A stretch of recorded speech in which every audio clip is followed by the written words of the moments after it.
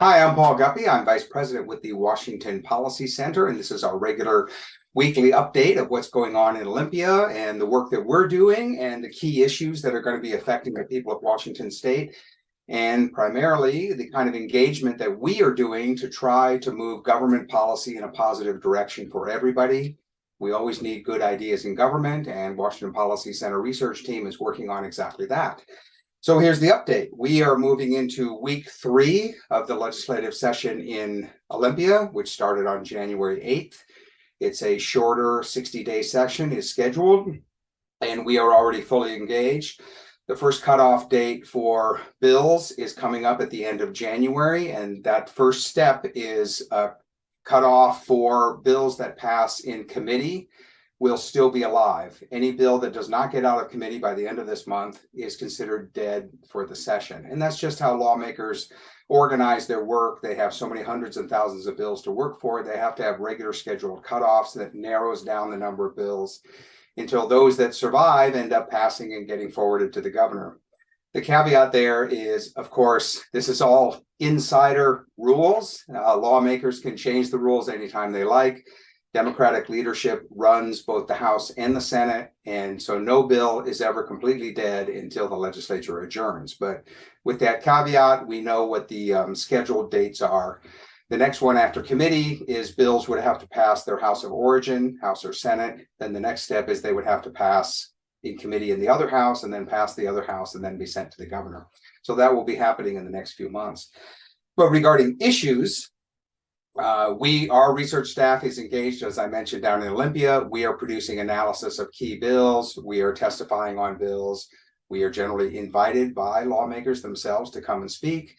And we're posting on our blog and doing media and just really trying to get the word out there quickly about any problematic bills that are coming up or promoting any good ideas that will help our state.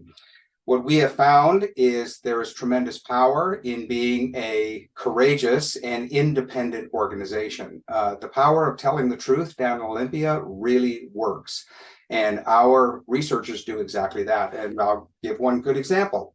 So Lee Finna, who is our education expert, testified on a bill, SB 5882. And this bill would increase the ratio of non-certified employees at school districts. It changes the formula for how school districts can hire on the payroll. Currently, they are required to hire a certain proportion of certified teachers and then non-certified staff. Right now, that ratio is almost 50-50. Nearly half of the people who work in public education are not classroom teachers. This bill would change that ratio to hire more non-certified staff. And what they have in mind are assistants, counselors. Of course, the people who pitched this bill is introduced by 5 Democrats, present all the positive parts about how there would be more professionals working in the school, and wouldn't that be a great thing?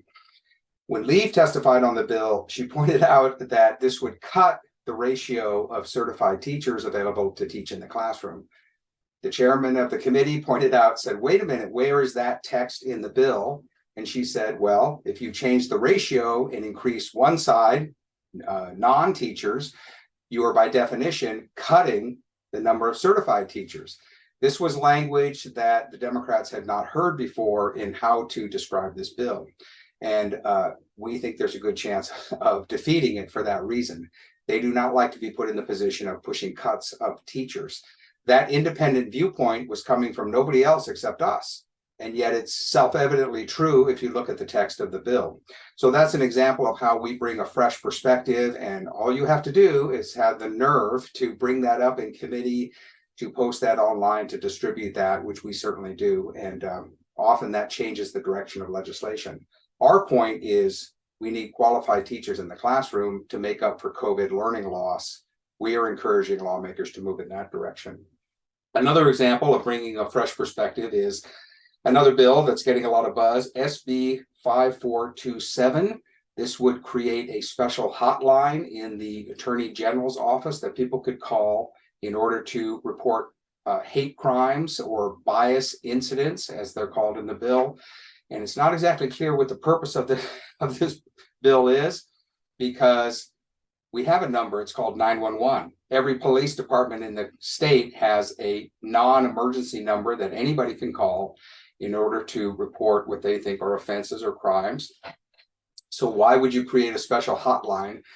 It's like, really, is this the direction we're going? That for a certain category of crime, we're going to have a special hotline? Obvious, it's political.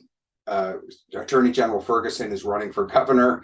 I think he's trying to put some highlight on what he considers to be sensitive hate crime issues, racial issues, and that anybody else would be afraid to criticize this idea.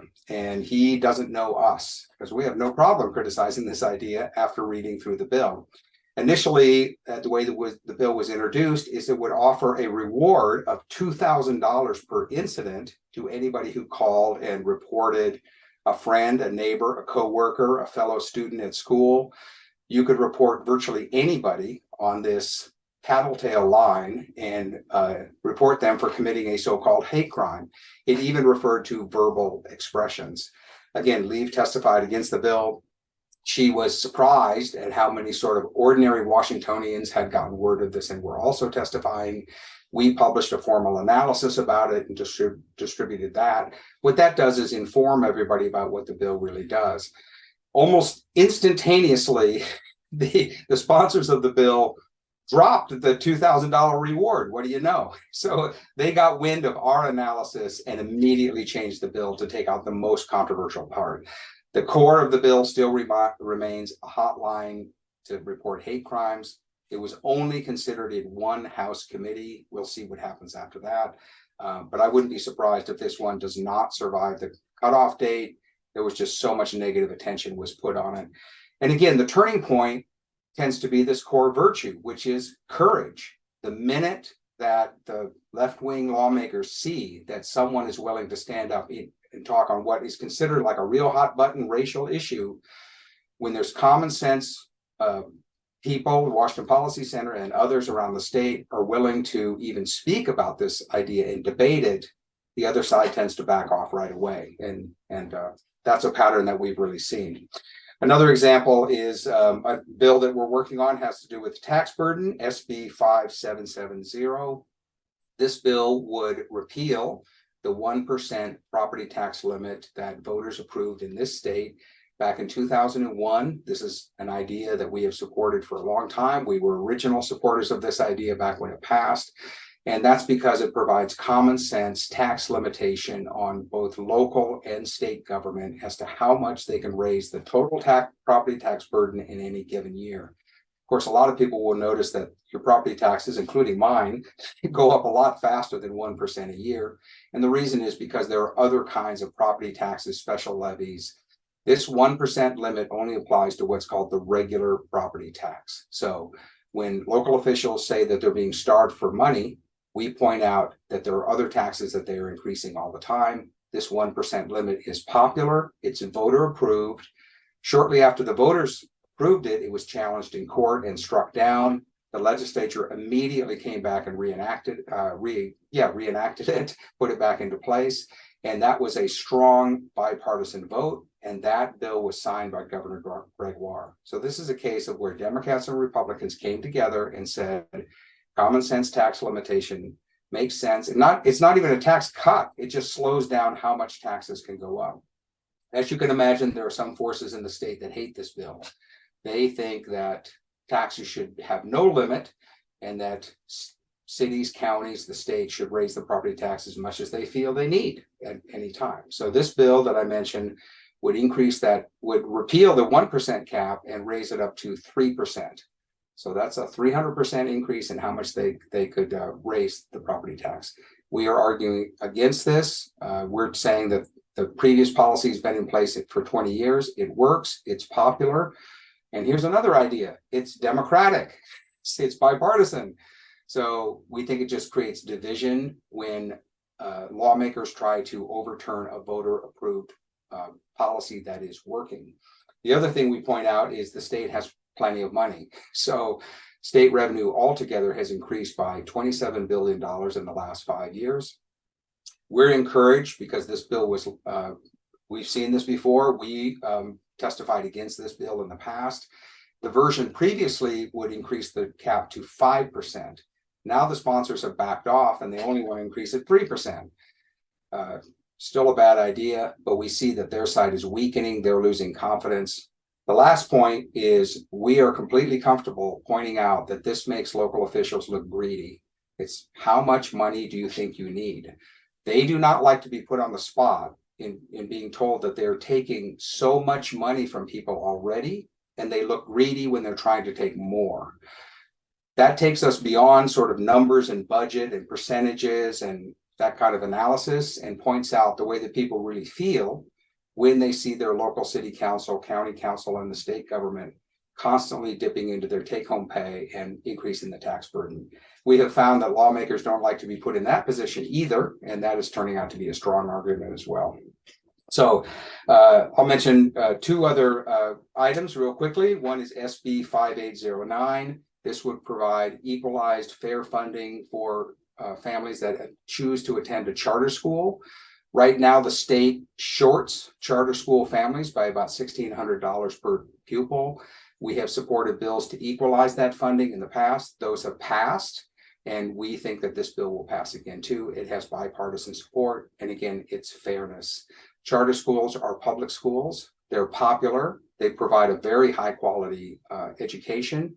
Most charter schools have waiting lists, and yet the state will not fund them at the full level. They deduct out the local levy money that all other families get.